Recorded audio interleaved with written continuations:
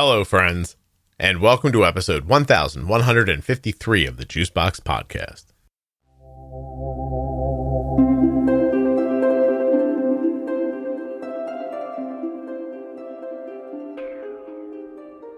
I'm speaking today with a married couple, Riva and Adam. They have 3 children. One of them has type 1 diabetes. Riva also has lupus and possibly a thyroid issue. Her mother had hypothyroidism. Their child was diagnosed very early, so we're going to be talking about everything from breastfeeding to what they're doing now. Please remember while you're listening that nothing you hear on the Juicebox Podcast should be considered advice, medical or otherwise. Always consult a physician before making any changes to your healthcare plan.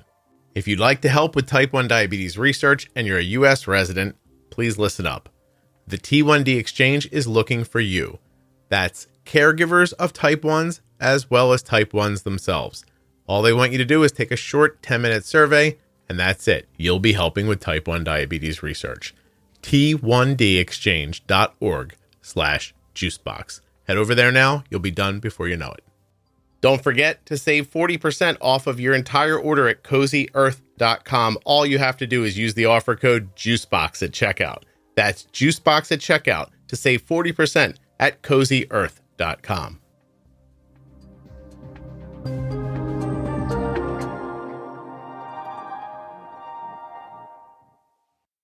This episode of the Juicebox Podcast is sponsored by Eversense. The Eversense CGM is more convenient, requiring only one sensor every 6 months. It offers more flexibility with its easy-on, easy-off smart transmitter and allows you to take a break when needed. EversenseCGM.com/juicebox. This episode of the Juicebox Podcast is sponsored by Touched by Type 1, touchedbytype1.org, and find them on Facebook and Instagram. Touched by Type 1 is an organization dedicated to helping people living with type 1 diabetes, and they have so many different programs that are doing just that. Check them out at touchedbytype1.org. My name is Riva. I am a full-time mother to 3 kids under the age of 9. The oldest is neurodivergent. Our middle is starting kindergarten. And our baby is 2, and he is our type 1. So you're tired. It's a lot. Yeah, no kidding. Give me your oldest age. 8. 8. Kindergarten's what, 5? She's newly 6. Oh, happy birthday. And 2. Okay. Who else is here with us? And I'm Adam. I'm Riva's husband. I'm the dad to all these 3 kids and also lacking in sleep. I have a background in biomedical engineering, so I've really gone deep on a lot of the details on the biology and the math. So that's kind of my role in this. How are we going to refer to your kids? Just we keeping their names out of it, or? I'm really torn. Well, for now, why don't we just say type 1, kindergarten, and neurodivergent. How's that sound? Sure. All right. Well, and if you get more comfortable, we can do whatever you want. So, Riva, fair to say this is all Adam's fault, right? Like, you weren't after him. He came towards... He does blame it on me. Thank you. Thank you. Every time I look at my wife and she's uncomfortable, I think, oh, I did that to her. Thank you. You know how things work. I saw her. She looked attractive. I started talking to her, and now look what happened. Oh, my gosh. All right. Do either of you have any autoimmune issues? And you know what I've decided? When I ask questions, and they're for both of you, let's just go to Riva first so you don't have to wonder who's going to talk. Yeah. Perfect. I have, I think, a non-diagnosis. I have had a couple of doctors float the idea of something called incomplete lupus. What do they say that is? It's lupus that can't be diagnosed with a blood test, Okay. but the symptoms match. What are your symptoms? I haven't had a flare in a little while. So hair loss, frequent UTIs, frequent upper respiratory, very tired, anemic, itchy, like rashes. And it seemed to coincide with postpartum twice. Okay. How long did you have postpartum for? And I'm actually saying postpartum, not vis-a-vis depression. Just the time after birth. Correct. Okay. Okay, so then it lasted for forever. Because, yeah. Gotcha. When did this come up in your life? How long have you been dealing with this? I guess I started first feeling like something was amiss about a year after our first was born. Okay. About 7 years ago. And you don't have any other autoimmune stuff, celiac, thyroid? Again, thyroid has never been able to be confirmed with blood. That's been floated to me. Yeah, Riva, let me jump in here for a second. So a lot of your symptoms are thyroid, like not that things don't overlap ever, but what do you mean it's not confirmable? What's your TSH been when they've tested it? It's been normal every year of my life. What's the number?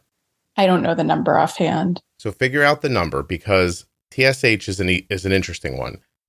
The range, I think, is, I don't know, 4 to 10, they'll call normal. Mm-hmm. But any good doctor will medicate TSH over 2 with thyroid symptoms. So you could have a TSH of 5, which would be crippling. Your hair would fall out. You'd be tired. You wouldn't be able to get rested. You might have skin irritations, all this stuff. And literally like Synthroid, and like 2 weeks from now, you'll feel better. Mm. And the reason I bring it up, not just because I've heard it from so many people, but because this exact thing happened to my wife. Mm. She had Arden. Her thyroid went bonkers. We took her to an endocrinologist.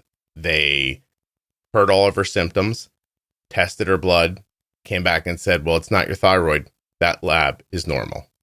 But that was exactly the problem. Mm-hmm. So, Adam, you're good with bio, or if you're good with computers, pull up somebody's blood test while we're talking and we'll take a look. But if not, Riva, no kidding, get off the phone, call the doctor, find out what your last TSH was. If it's over like 2.1, tell them you want to be medicated for your thyroid. I bet you feel better in a week. My mom has thyroid. I know you're going to start screaming at me. Yes, I mean, not screaming because we're not married, so I'm not angry at you. So, for ruining my life. But do you think non-married people are listening going, what are they talking about? Just find people. Yeah, okay. Wait till you try it. Right. So what does your mom have? I don't know if she is hypo or hyper. I don't know. She's on Synthroid. She's on thin. So she's got hypothyroidism. Did they ever call it Hashimoto's? This episode of the Juicebox Podcast is sponsored by the Eversense CGM. EversenseCGM.com/juicebox. The Eversense CGM is the only long-term CGM with 6 months of real-time glucose readings, giving you more convenience, confidence, and flexibility. And you didn't hear me wrong. I didn't say 14 days. I said 6 months. So if you're tired of changing your CGM sensor every week, you're tired of it falling off, or the adhesive not lasting as long as it should, or the sensor failing before the time is up, if you're tired of all that, you really owe it to yourself to try the Eversense CGM. EversenseCGM.com/juicebox. I'm here to tell you that if the hassle of changing your sensors multiple times a month is just more than you want to deal with, if you're tired of things falling off and not sticking, or sticking too much, or having to carry around a whole bunch of extra supplies in case something does fall off, then taking a few minutes to check out EversenseCGM.com/juicebox might be the right thing for you. When you use my link, you're supporting the production of the podcast and helping to keep it free and plentiful. EversenseCGM.com/juicebox. No. And there was a breastfeeding gynecologist at Chapel Hill. Oh, okay. Said, this is Hashimoto's. Well, it makes... I was really excited about that. But it came back and she said, "You're fine." Yeah. So breastfeeding gynecologist is going to be the name of my first sitcom that I write. I just decided. Everyone would tune in at least once. They'd be like, "What's this about?" Awful. Yeah. No, it was the way you said it. It cracked me up. But yeah, just get the number or have it retested or whatever. Listen, I'm not a doctor. I'm an idiot, but I've talked to enough people and I've seen it enough in my own family. Like, for instance, when my son got Hashimoto's, he got his only symptom besides looking back. He was probably a little, coarse, like his temper was kind of like off, like his personality. But his hair was falling out. No one noticed because he had long hair, and he didn't notice because he thought that was just a thing that happened. He had low iron at one point that we had to pump back up, which, by the way, has never happened to him again. And a rash was his big one. So if his body heated up, he would say that his skin felt itchy. Like, you know, the first couple days of summer when you go outside and your body's not used to the heat and the sun and you get that flush feeling for a second? Like that would come over him, and then he'd break out in hives, waist to neck, and they would itch incredibly. And the only way he could make it stop was to like go out. Like, it was November when it happened. Luckily, he'd have to walk outside without his shirt on until his core temperature came down, and then it would just go away. So I don't know. I don't want to get stuck on this, but let's just say if this is it, I'd like a Christmas card. That's all. But I'm not giving you my address, so just email it to me. What else? Anything else? Now, we got your mom with thyroid. Anybody else in the family? I mean, Adam will chime in that his mom had everthyroid removed, but there's nothing else. Like, we got is there type 1 in your family? There's one person, I think, again, Adam can chime in, but his grandfather had what everyone believes is type 2. Mm-hmm. We have been told by, a few people have floated the idea. A great person at TrialNet, actually, she said, we didn't know back then if maybe someone had type 1 and died before, that was really discovered. It may have been called type 2. Just diabetes too. Yeah. Yeah.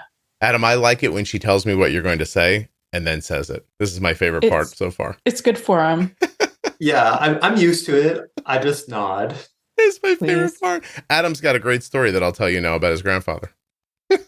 Nothing. I already told you.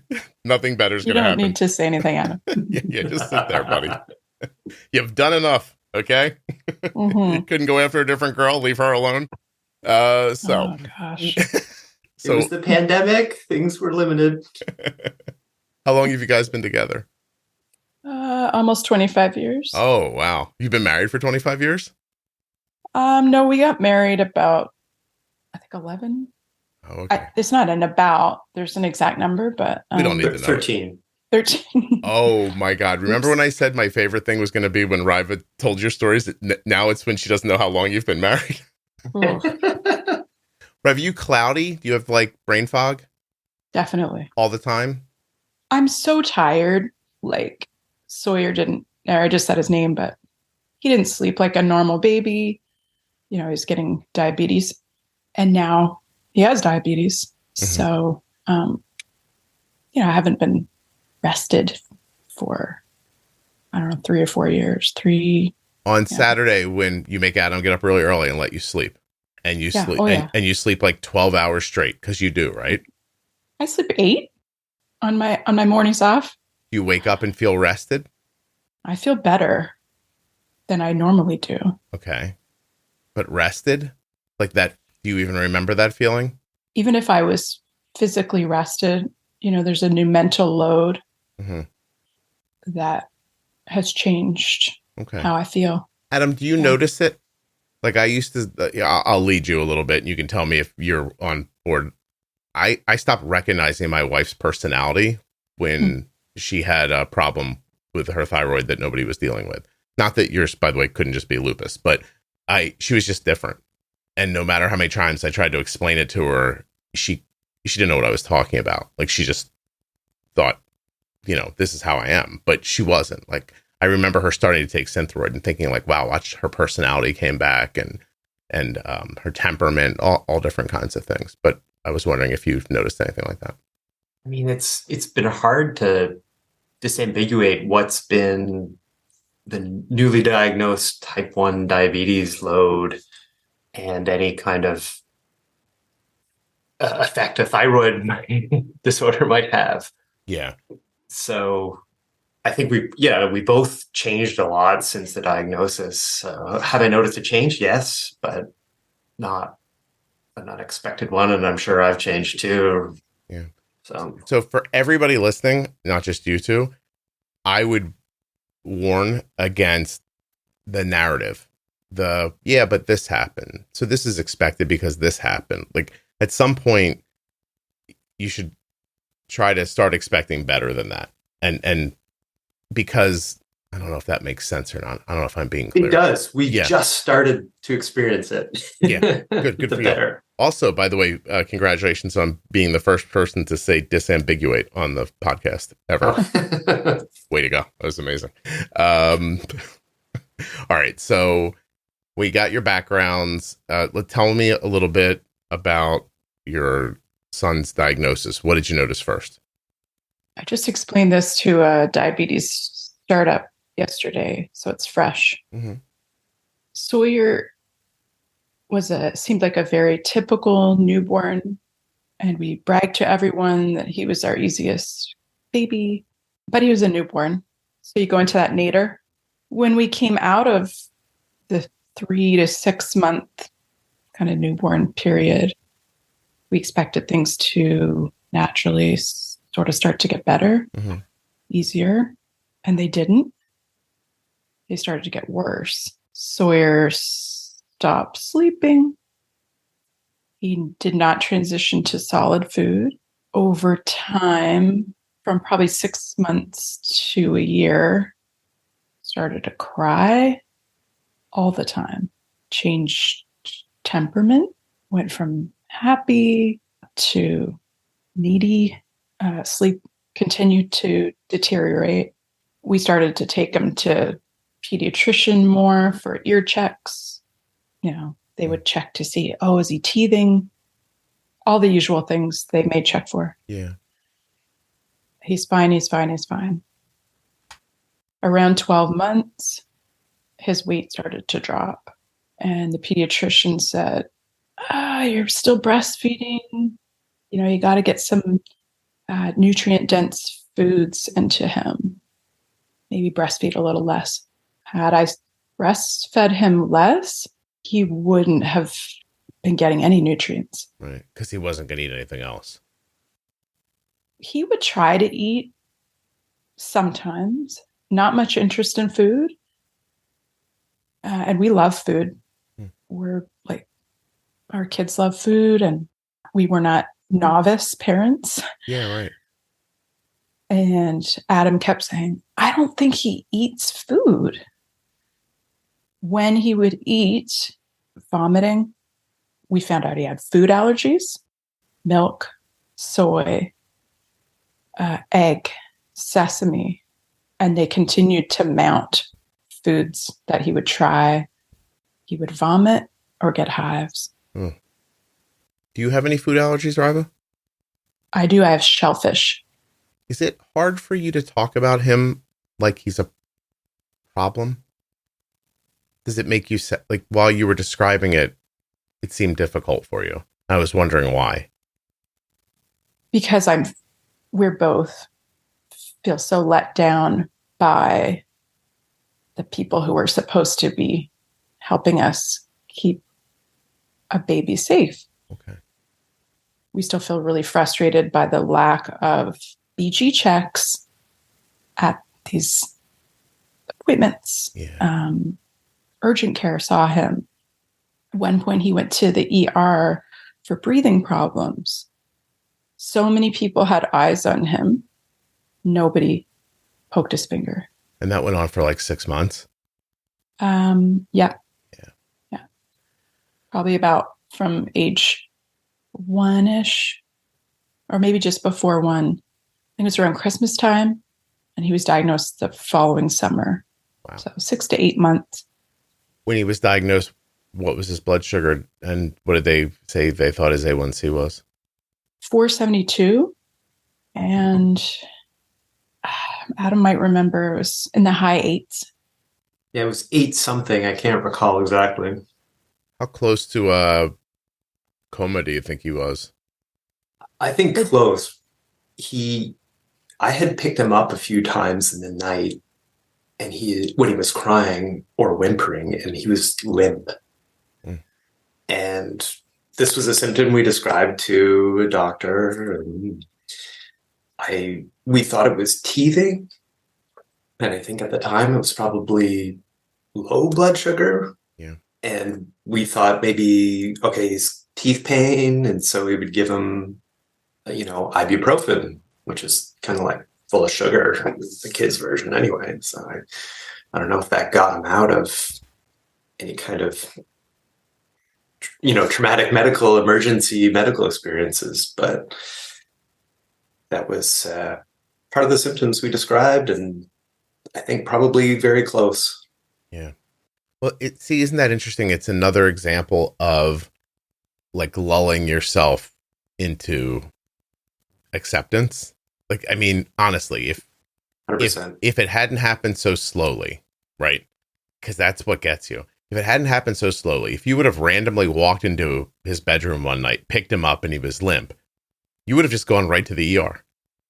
Right? Yep. Yeah. But because it happens so slowly, we start to accept it. It's the wrong word, but it becomes normal. And then it's the same brain function that lets us gain weight slowly. You know what I mean? It's the same thing. Or to make bad decisions slowly. We get a little used to, we cross that line, and then we wait, and then we cross it again. You just keep doing that. Before you know it, you can't see where the first line was anymore. And you feel like you're in a place you belong. And then that frustration. Have you talked to anybody about that, Riva? Like, it's been a while. It's been a little while now. Like, I don't want you to feel mad forever about this, because this happens a lot.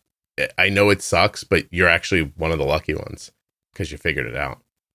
I mean, I will say I'm one of the more hyper vigilant humans you might ever meet. Mm-hmm.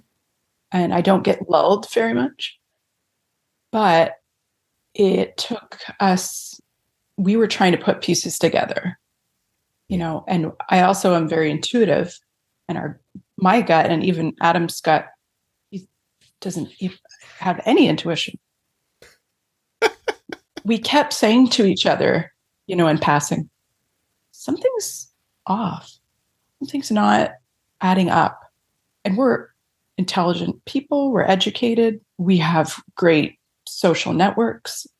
So it's not to say that we were not trying to put the puzzle together. No, I don't think you weren't. I just mean that it's the you stop seeing things. I don't know. It feels like you can stop seeing things for what they are because they so slowly creep up on you. It's the what is it? The frog in the pot thing, right? You can throw a frog in a pot of boiling water and it'll jump right out. But if you put it in a pot of cold water and warm it up slowly, it'll sit there and happily die. Like that I'm just always, not that was happening to you, but it happens to people. Mm-hmm. And so I don't know. I bring it up in these conversations so that, people might stop for a second, step back, look at their lives and go, oh, we are nowhere near where I thought we were. Mm-hmm. But the thing you're talking about, listen, I have that too. Constantly thinking about things. What is that? What's happening? It's not a fun way to live, but when you have autoimmune stuff in your life, it's kind of necessary. And even that, like, intersecting each other in the house or during the day and going, did you notice that this happened? What do you think of that? And then having like a 4-minute conversation, then continuing to move on. I've lived through that moment a few thousand times. So I definitely know what you're talking about. I just mean, you sound angry that nobody gave him a finger stick, and I understand why, and it's reasonable, but at some point, I mean, But I took Arden to the doctor for weeks about things, and they were like, oh, it's this, it's that, it's the hand, foot, and mouth came back. That never happens. Like the doctor, who's a friend of mine, actually said, that never happens. That's weird. And then we just kept moving. I called him again. I was like, hey, Arden just had a bowel movement, and I was able to, with my fingers, crush it into dust. Oh, she's just dehydrated. Try this. But I mean, think of that explanation. Like there were like pebbles that if I squeezed both sides of the diaper just exploded into dust. Does that sound like just dehydration to you? Right? Yeah. And so these things happen on and on and on, but in the end, no one's looking for this. And I've seen, it's a number of years ago now, one organization, was it Beyond Type 1? One organization got it in their head that they were going to contact every pediatrician's office in the country and give them literature about this. And they tried, and they got volunteers, and it fell apart eventually. You would think it's such a simple thing, but it's incredibly difficult to do, to do that advocacy. So this is a great way to bring out that story, and hopefully people will share it and not go through what you went through, because your son, really could have had a very poor end if somebody didn't figure it out, but they did. So now you're breastfeeding a baby with diabetes, 1.5 years old with diabetes. Is that right? So he's 2 now. Okay. And I weaned him, I think in May. Okay. About 4 months. Yeah. Yeah. So how long did you do breastfeeding with type 1 for? So he was diagnosed a couple days shy of 15 months, and he was March, April, like 26 months, I think, when I weaned him. Mm-hmm. How was that? Was it hard to bolus for? Was he? I mean, Adam will need to chime in. Yeah. This we've pre-agreed to. Adam, you're allowed to speak about this, and even though you have no intuition, I think you will be a reasonable person to talk on the subject. Well, I appreciate the vote of confidence by both of you. Of course. So, before diagnosis, Sawyer was feeding on demand, and that was the first thing we had to get our heads around, to not do that anymore. So that was a tough transition, especially because, as Riva mentioned, he wasn't eating food yet. But once he started having insulin, he started eating everything.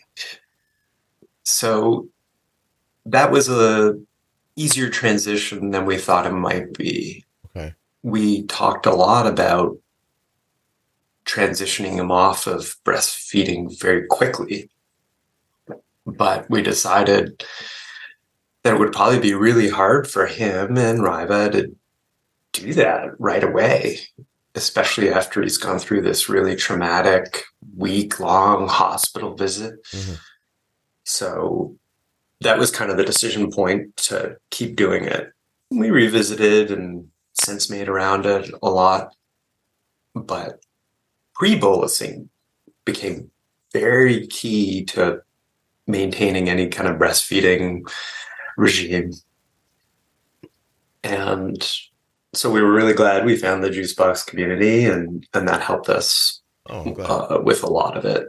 So the breastfeeding without a pre-bolus was shooting blood sugar to where? 400. How quickly? Pretty quickly. The task, as I described it to Riva, is we were trying to take an unknown carb containing liquid, unknown quantity of it, and then unknown amount of carbs in the quantity. Mm-hmm. That's what we started with. We don't know what's in here. And exactly. So, and did you always feel comfortable that he'd latch and drink? Oh yeah, okay. He was a good, breastfeeder by that good little nursling. He always latched, and Riva and he were quite a, dyad. So the way we got around it was... Adam, I got to tell you, you're going to use dyad on this podcast. You're going to have to define it, or you're going to have trouble. People are going to be like, Team. A team just means two people on a team. I know. I just I got people out there listening now going, they're a dyad. What the? Hold on a second. They're Googling like crazy. Okay. So you know he's going to eat well. Is it still difficult to make that decision the first time? Like, we're going to give insulin before food? Well, we started looking at what the hospital was telling us to do, and it just wasn't adding up for me, logic-wise. It's like, wait a second, you want us to wait until after he eats, till his blood sugar's rocketing up, and then give insulin? It just didn't make any sense to me. So we started, we're not laying claim to inventing pre-bolusing or anything, but we started getting the idea that, well, this isn't really a great idea to bolus after eating. Mm-hmm. And then as we became more familiar with the Juicebox community, it was like, oh, this is kind of what makes more sense. It's like, give him some insulin before, and if he happens to eat more after, you can always top him up. Right. What allows you to hear what the doctor told you, see what's actually happening, and make the leap? Because I find that's where people get stuck. They see it, they make sense to them, but they can't go against what they've been told. Yes, on my end, it's delving deep into the biology of it and being really, really confident in that. Mm-hmm. And I guess at some point you just got to believe that you know what you're doing. Yeah. And that while an endocrinologist knows how to manage all this, they're not in the weeds like you're in the weeds. And you have to make decisions on the ground that they're never faced with. And Riva, how in the world did you allow this dullard to make this decision? Like, what did you, but were you guys on board? Did you have a conversation about it? I discovered Juicebox when Sawyer was sleeping on me in the NICU the first night. Oh. I read a thread where I think someone was asking for advice for their newly diagnosed baby or toddler. And everyone rushed in and said, don't leave the hospital without a CGM and listen to Juicebox. Oh, that's great. So when I started seeing people the next morning coming into his room, and I said, I want a Dexcom today. How'd that go? And I think they thought it was really interesting. Mm-hmm. With this sleep-deprived person in a traumatic situation with a little baby was demanding to still breastfeed and to have a CGM. Like, I was really empowered by reading Juicebox all night. Oh, I'm glad. That's really, I don't know, it makes me feel, I don't know how to explain it to you. We don't have a therapist here to explain to you how I feel, but thank you. You made me feel nice. I'm happy you found it. How did you find it?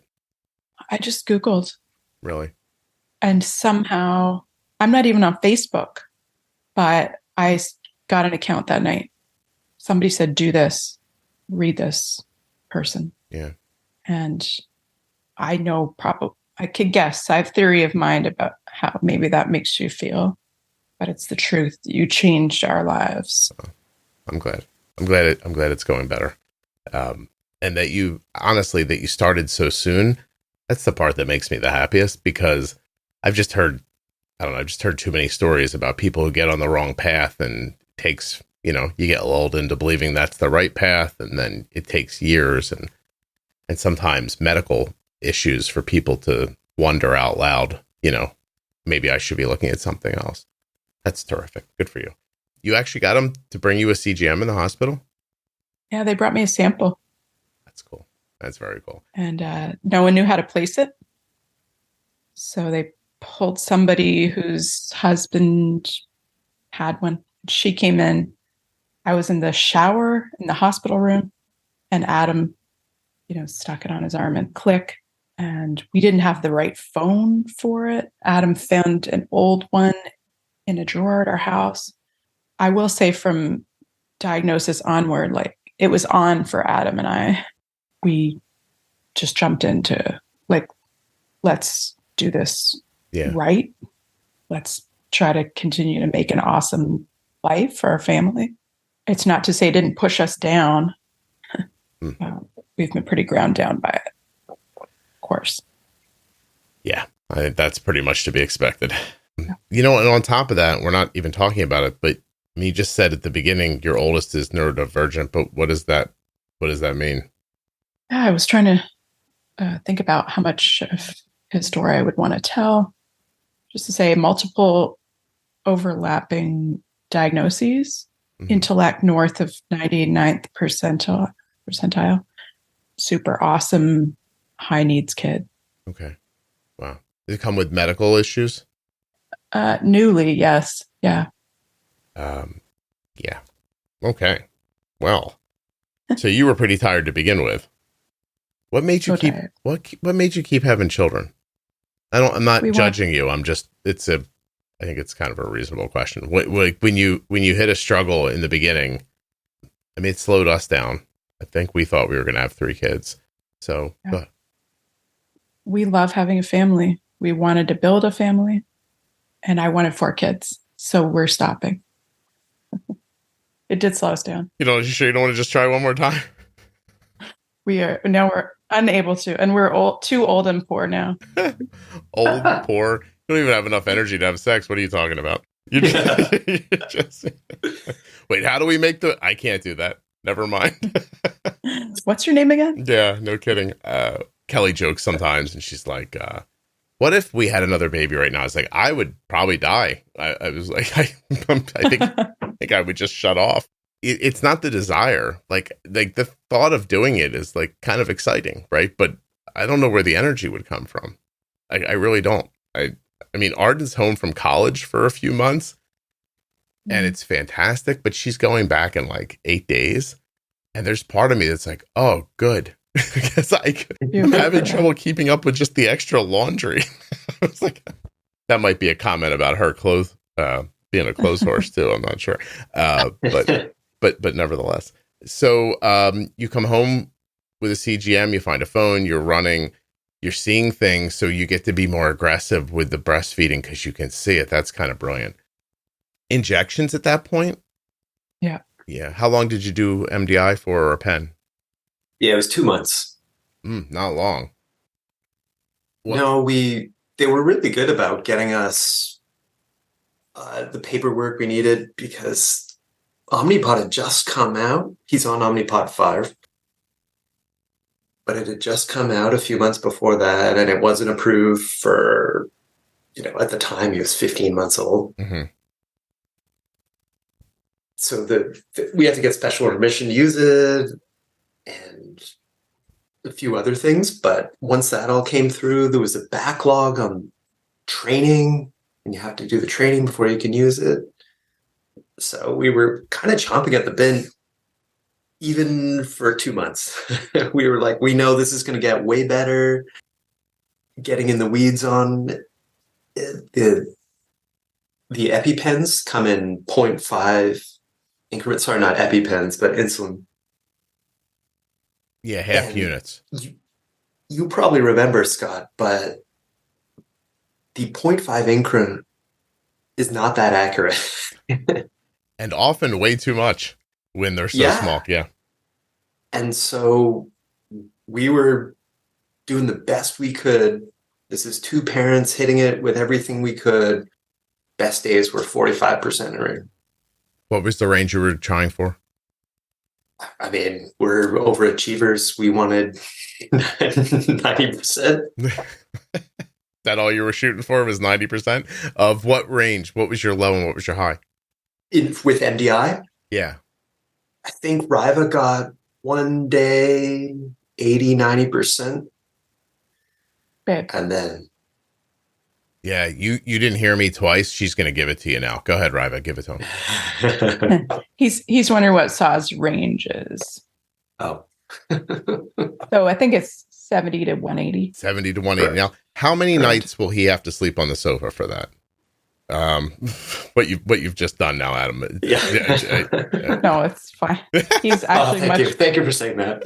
It's okay, Adam. You can still sleep in, in the room. The room. On the floor next to the bed, Adam. No problem. One sheet and a half a pillow. No, I'm just teasing you. You guys have I actually recognize your banter from my wife and I. Like, so it's sweet. Like, I wonder if people hear it the way I do, but I hear it as very playful and loving, actually. So, yeah, you big dummy. Now,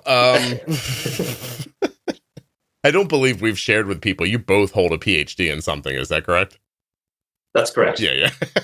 She got hers first. Of course.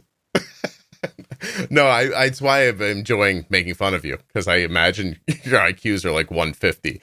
And yeah, it's not very nice to make fun of people's intelligence if they're not smart. Oh, yeah, it's a good point. I didn't consider it, but you do make a good point. We get made fun of a lot. I'm just kidding. I do. Is nothing. This is going to sound fairly elitist for a second, but I have a fairly high IQ. I guess I do a good job of like being blue collar on TV, because I am. But I've mentioned it in the past. Like, I was adopted by like lovely blue collar people. I grew up very, very broke and blue collar, but my IQ is pretty impressive.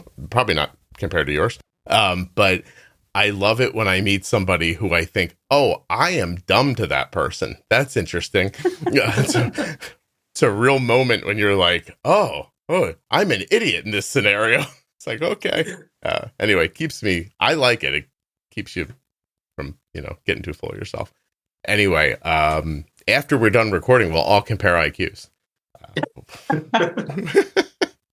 Ryder would win. Please. There's not much point compared. First of all, there's a thing people don't want to hear about. And actually, my wife is the only person I ever met, like personally, whose IQ is higher than mine. And I was like, well, this is a good move. I'll get like this girl because she can keep me in line. Yeah. Okay. So do you go to a Dash first? You go right to Omnipod 5? 5. Right to 5. Okay. And what were the basal needs at that point? Do you remember? So he was prescribed 0.1 units per hour. 0.1. Okay. When we were at MDI, it was 2 units of Lantus per day, once a day. And so the pump worked for you, was no trouble. It doubled our time in range instantly. Wow. Jeez, that's amazing. And the algorithm works well for him? No. So how do you make it work? So let's put a caveat on that. It works really well at night. Mm-hmm. And we sleep better for it. So huge win right there. During the day, it would pause insulin too frequently and too long. My theory is because he was getting 0.1 per hour. That's a rounding error to most users of the Omnipod 5, is my guess. And so it would just not give him enough basal, and then he would rock it up when we'd feed him. So we run intricate basal programs during the day now, and then flip him over to automated at night. Good for you. You think when he gets bigger, it'll be easier? Oh, yeah. Yeah. There's part of me that thinks you're going to be able to rattle this off the top of your head, but just if you can't specifically, just generally, like, what is the basal profile you set up for him that works during the day? That's an easy question to answer. We talk about it all the time and the adjustments we make. So he begins the day with what we call breakfast basal. And that is, so his regular basal rate now is probably 0.3 or 0.4 per hour. And he gets 0.9 an hour for 3 hours. through the breakfast. And that makes sure that anything he eats doesn't send him out of range. Yeah. What's the time for that? What time of day is that? 3 hours? 5:30 to 8:30 in the morning. Okay. Where's it go after the 0.9? And then we step down to 0.7, 0.5 over the next 2 hours. Mm-hmm. Because at that point, he's going to try to take a nap. Okay. But the food's still having some impact. Exactly. Okay. So we still need to get the insulin network up and feeding his cells. Now, do you ramp it back up for lunch? Yeah, so we ramp it down for nap, and he gets 0.2 an hour when he's sleeping. Mm-hmm. And then sort of at 1 o'clock, we start ramping it up again. And he generally wakes up between 1 and 1:30, and he'll have something to eat soon after that. He doesn't wake up super starved or like he's missed lunch or anything, but we usually try to let the basil, a little heavier basil soak in, and then we feed him. Yeah, that's amazing. You guys are doing a great job. You know, right? Thank you. Yeah. Thank you. Yeah. Like it's nice to hear it, but I imagine you're aware. How often do adjustments need to be made as he's gaining weight? Time? How do you do it? Yeah. So we usually find we have to go up his basal rate a little every few months. Mm-hmm. When he gets sick, we have other basal programs we run, depending whether it's a rhinovirus where he needs more basal, or if it's a gastrovirus, he'll need less. So those are kind of the adjustments we made. Yeah. And then also growth hormone, which can really and you're throw seeing things off. You're seeing that overnight mostly? Mostly. Okay. Sometimes we see it in nap, but mostly at night. Okay. He'll just kind of start going diagonal up, not stop for a couple hours. And we bolus sometimes for that if it's getting really up there, but mostly we let the Omnipod take care of it. Mm-hmm. I wish I had you kind guys. of a slow march. I wish I had you guys when Arden was 2. Should have seen me back then with those half-unit insulin pens and or syringes and juice boxes everywhere, and testing while she was napping constantly, and staring at her while she was napping and wondering what the hell was going on with that stupid meter and nothing else. Yeah, I wish somebody would have.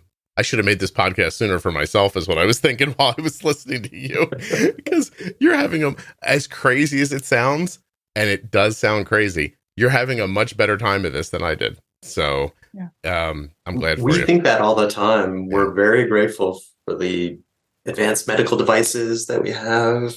We think how much harder it would have been even a year before. Oh, no kidding. It's you. Jeez. I wish I still had that old meter so you could see it. It was all my gear was a meter and test strips, and these just needles that were everywhere. That we still have some, by the way. If we ever give Arden an injection, like we're like, hey, I'm not sure if your pump site's bad or not. Like, let's try to inject here. I'm working from needles that we bought, roughly 11 years ago that are just still in a drawer. Wow. They work great, by the way.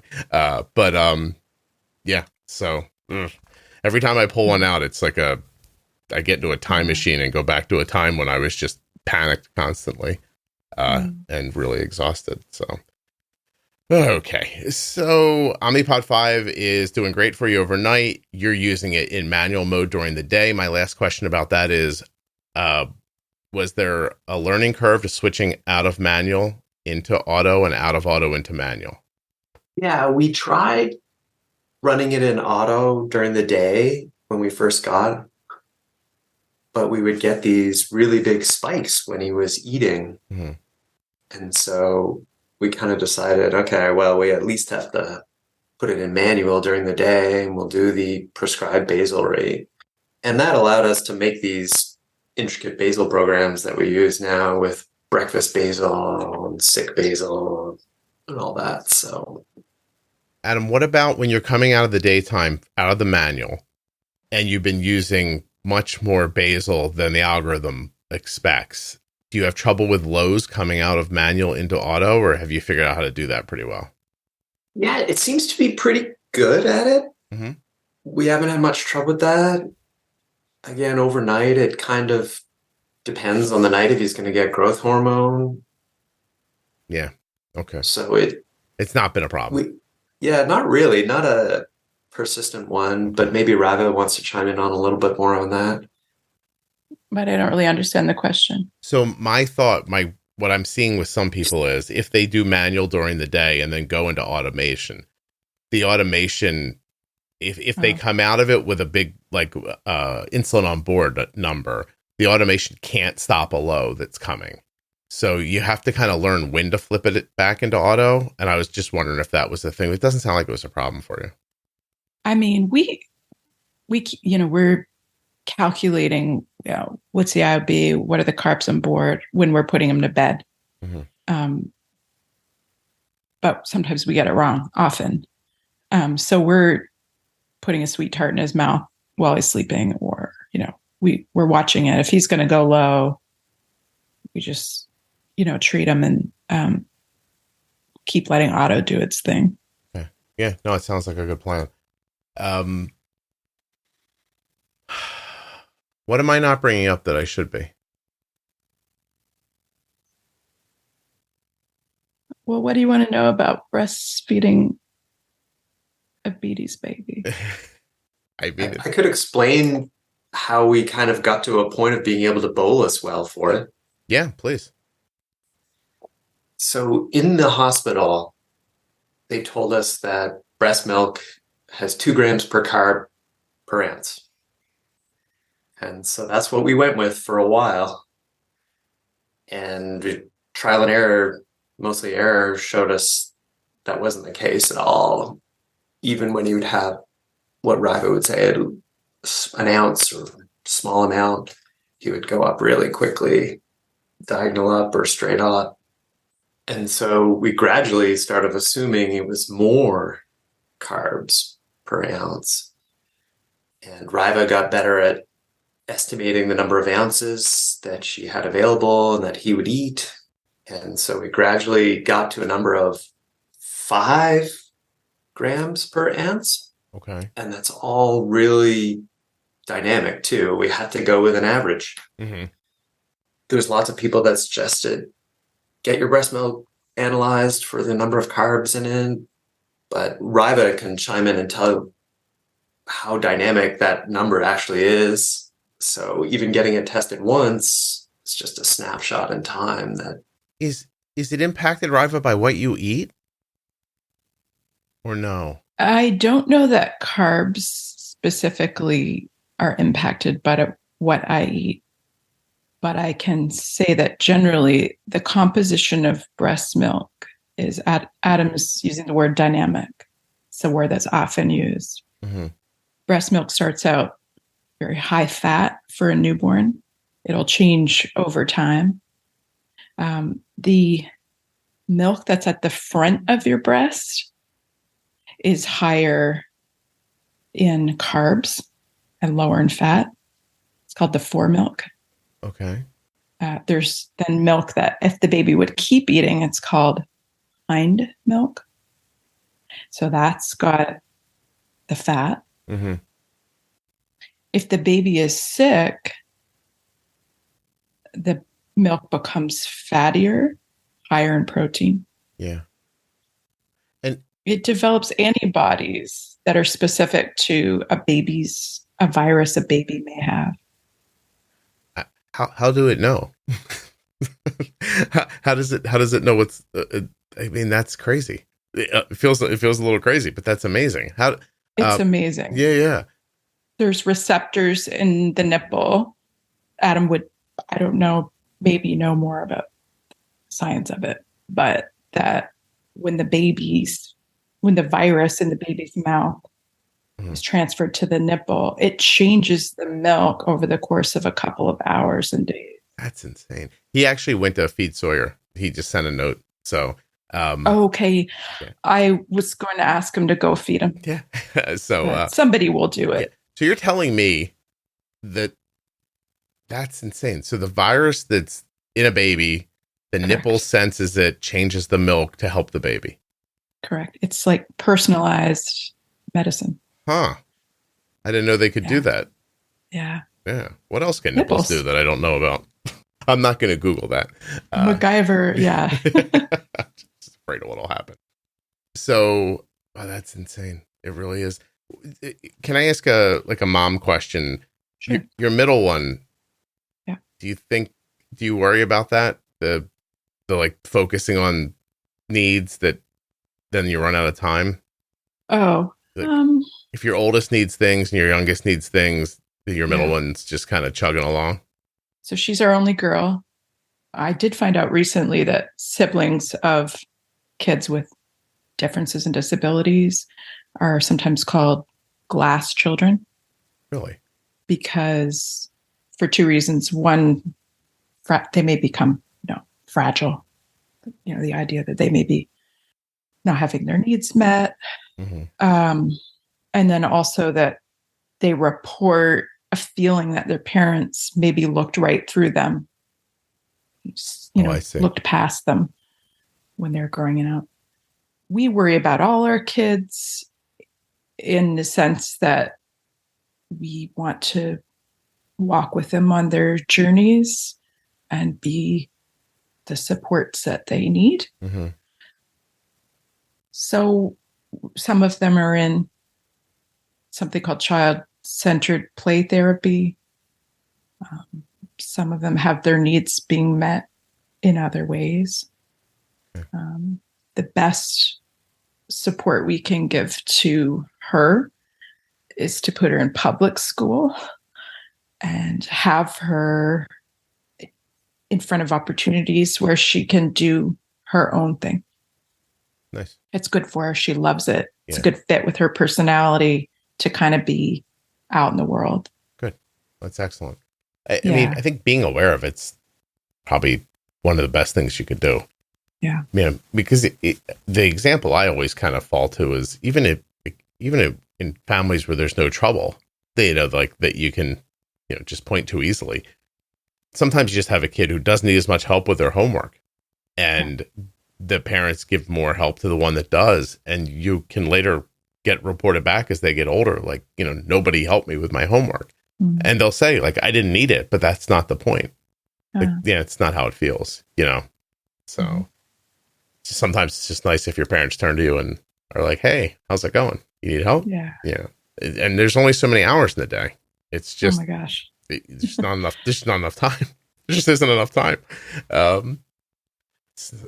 Do you see a light at the end of this tunnel for you as far as time and effort goes? Like I think Adam said, just recently we've graduated ourselves from the quagmire to just a pickle, to now we were trying to figure out what's this season called. And, Adam the other day says, I've got it. This is the new normal.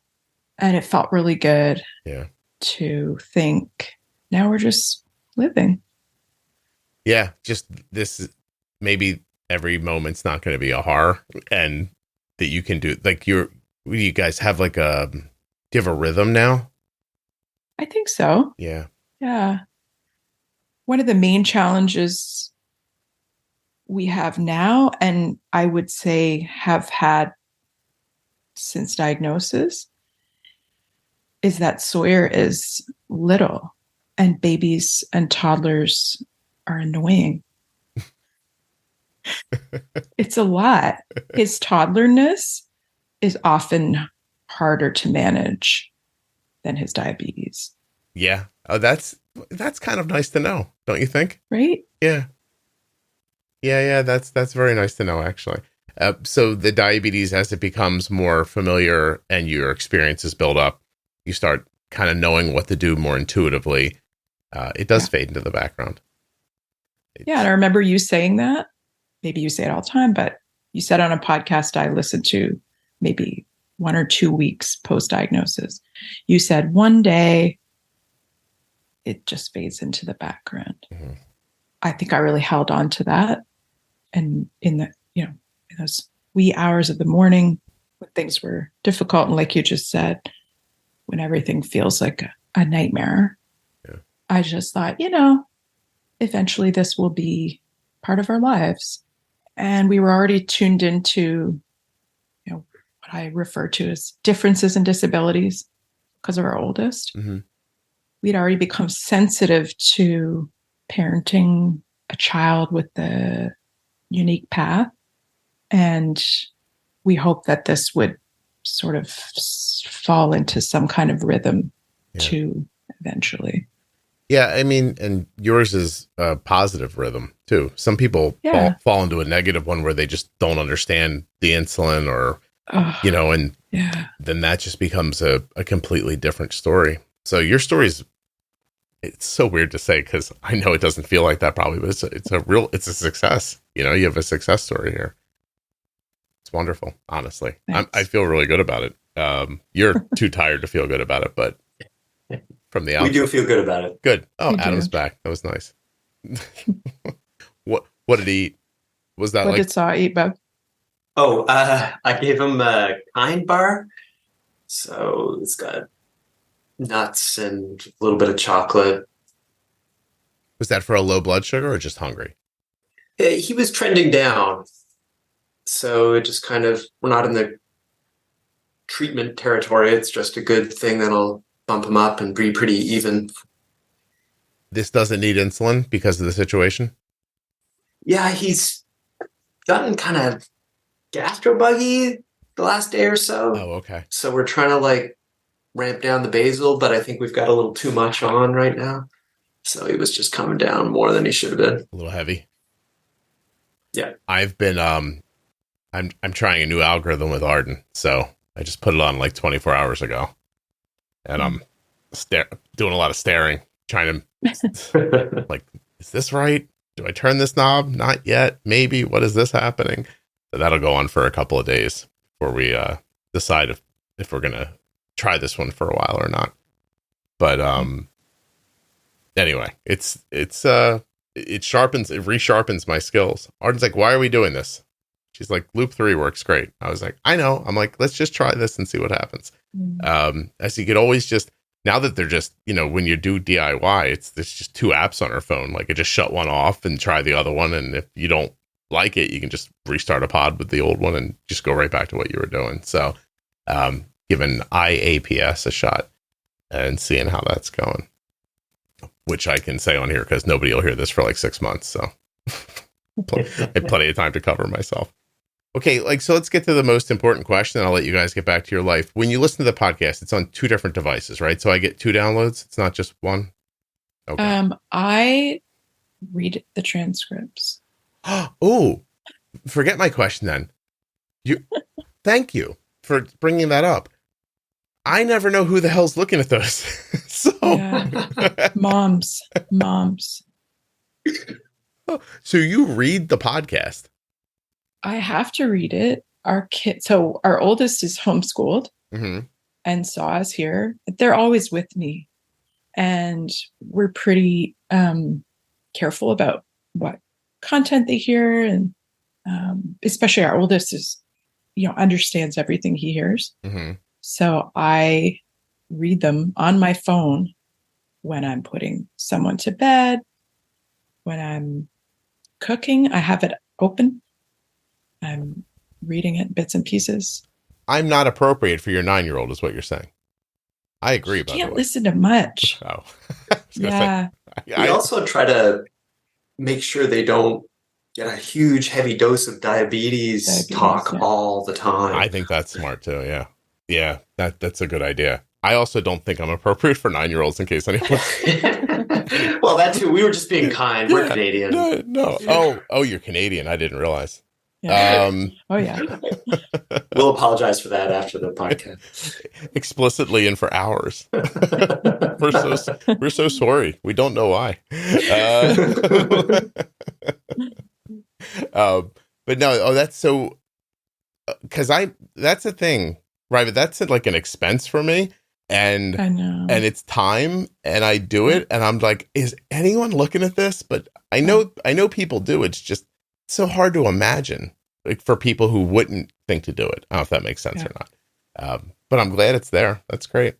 They're getting better and better. I was looking into a new company recently who runs the transcript, and at the same time, each transcript gets its own AI bot. And so instead of asking a question of the whole website, which AI doesn't seem to be up to still, it is very good when you only give it a few thousand words. So, for example, Jenny and I did, what did we do? A math of basal insulin or ISF or something like that, where we just have like it's a chatty conversation about how to set up a setting. And I've been messing with it. If you go to that AI and say, I weigh this much, and I forget what else you have to say to it, like something very simple. What's my insulin sensitivity factor? Like, what's a good starting place for it? It actually goes through the text and comes back and gives you an answer. It's crazy.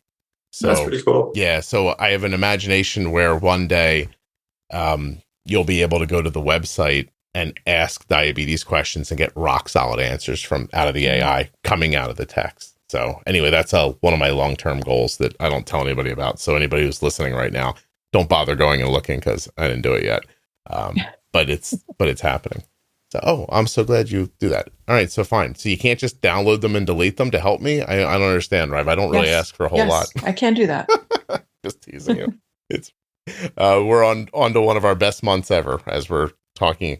I'm looking at the countdown for the next 36 hours. And I'm like, I think we're going to make it to a pretty cool number. So anyway, you guys were terrific. I really do appreciate this. Thank you so much. We do too. Yeah, no. Oh, no, it's my pleasure. It really is. Yeah, we're very happy to give back.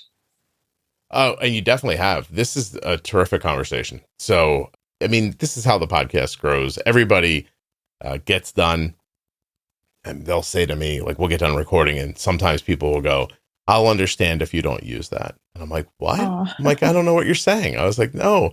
How many of these do you think I've never used? It's like, you think I'm just recording and going, not that one, not that one. You've pretty much heard every conversation I've ever had with people with diabetes. And, everybody comes from a different perspective. And, I think in the end, it ends up helping somebody. So it's terrific. So seriously, Absolutely. Yeah, I appreciate it. Can you hold on for a minute for me? Yeah. Great. Thank you so much.